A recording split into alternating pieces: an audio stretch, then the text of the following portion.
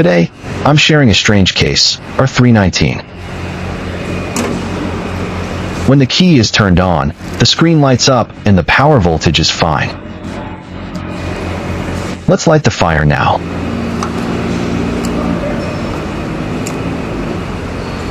The starter did not move at all. There was no sound either. Let's check it first. First, let's check the starter. The starter should not break down easily if it operates normally.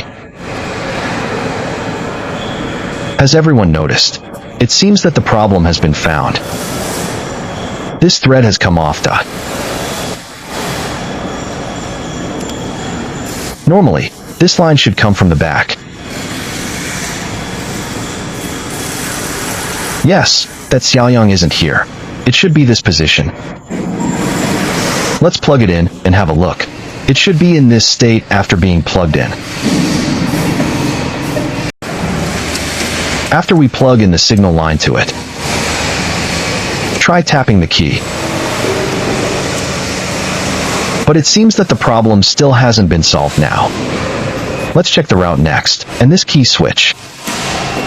Let's unscrew these 4 screws. Then find the mating plug of the key.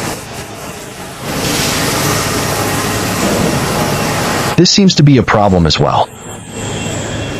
Well, the connection port is aligned with the socket. It should be this copper sheet that pushed it out.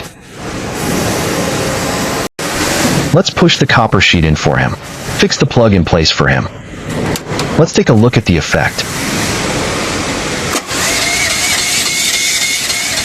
There is a sound dot. Because I operate with one hand, when starting it, the air door also needs to be opened for it.